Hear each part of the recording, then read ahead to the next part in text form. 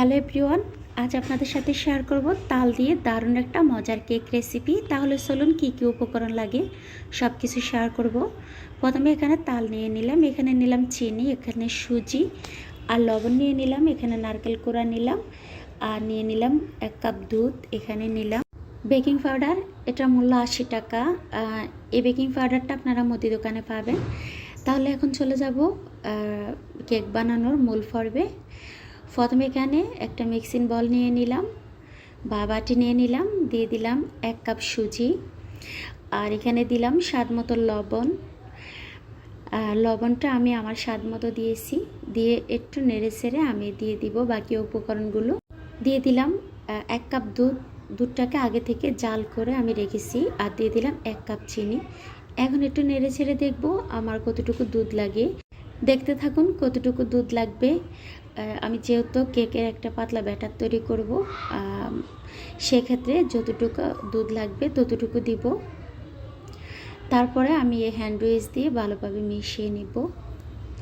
আপনারা চাইলে কিন্তু এখানে একটা ডিম দিতে পারেন, আমি ডিমটা দিব না, যেহেতু ভ্যানিলা এসেন্স নাই বা তাল দিয়ে বানাবো, তালের ফ্লেভারটাই কিন্তু অনেক টেস্টি আসে, সেজন্য আমি এখানে ডিম দেইনি বা ভ্যানিলা এসেন্স দেইনি।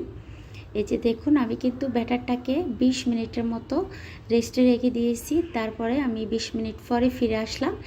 এখন আমি দিয়ে দিলাম নারকেল কোড়া 1 বাটি, আর এখানে যে তালটা রেখেছি এখানে 1 কাপ তাল দিয়েছি। আপনারা যদি তালের পরিমাণটা বাড়াতে চান সেক্ষেত্রে দুধের পরিমাণটা কিন্তু কম দিবেন, তা না হলে কিন্তু একেবারে পাতলা হয়ে যাবে ব্যাটারটা, আপনাদের কেকটা পারফেক্টভাবে হবে না। তারপরে সব কিছু আমি ভালোভাবে মিশিয়ে নিয়েছি।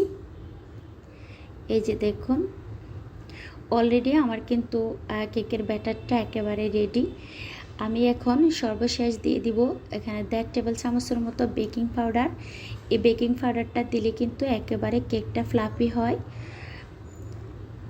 আপনাদের হাতের কাছে যদি বেকিং পাউডার না থাকে তাহলে কিন্তু খাবার যে সোডা আছে, খাবার সোডা দিয়ে দিবেন।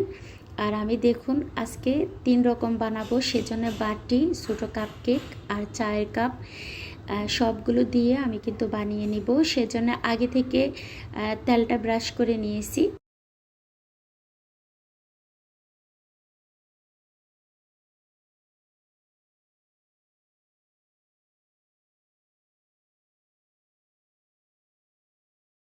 এখন আমি সবগুলো কাপ আর কেকের বাটির মধ্যে কিন্তু ভরে নেব।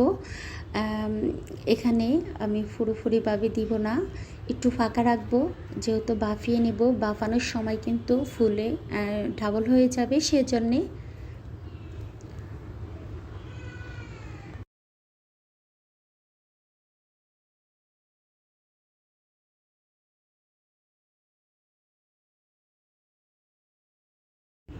এই যে দেখুন, অলরেডি কিন্তু সবগুলোর মধ্যে আমি ভরে নিলাম।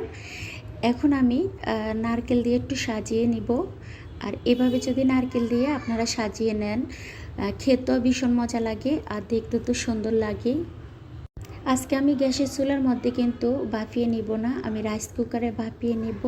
কেকটা কিন্তু তাড়াহুড়া হওয়ার জন্যে আমি এখানে গরম পানি দিয়ে দিলাম 1 হিটার। তারপরে আমি স্ট্যান্ডটা বসিয়ে এখন ঢাকনা লাগিয়ে দিব। ঢাকনা লাগিয়ে ঢাকনার ছিদ্রটা কিন্তু বন্ধ করে দিলে কেকটা দ্রুত হয়ে যায়। আর দেখতে তো পাচ্ছেন সবগুলো আমি একসাথে দিতে চাই কিন্তু সেট হয় না, কোনো রকম আমি সেট করে নিয়েছি। এখন ঢাকনা লাগিয়ে দিব। এই যে এভাবে আমি বেশি না 10 থেকে 15 মিনিটের মতো আমি ভাপিয়ে নিব। দেখুন সবগুলো কিন্তু ডাবল হয়ে গিয়েছে আর কেকগুলো দেখতে মাশাআল্লাহ কত সুন্দর লাগছে দেখুন। এই কেকগুলো কিন্তু খেতে ভীষণ মজা লাগে, আপনারা এভাবে একবার হলো বানিয়ে খেয়ে দেখবেন। বাকি একটা কেক আছে, সেটাও আমি কিন্তু বাফিয়ে নেব অফ ক্যামেরায়, কারণ আমার একটু তাড়া আছে, সেজন্য আমি বাকিটা দেখাতে পারবো না।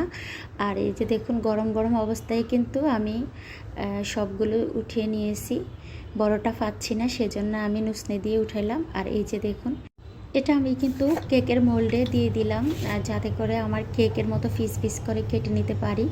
আর দেখুন এই কেকগুলো কতটা সুন্দর হয়েছে দেখুন। সত্যি খেতে কিন্তু ভীষণ মজা হয়েছে আমার এই কেকগুলো। এখন আপনাদেরকে আমি একটা বের করে দেখাবো।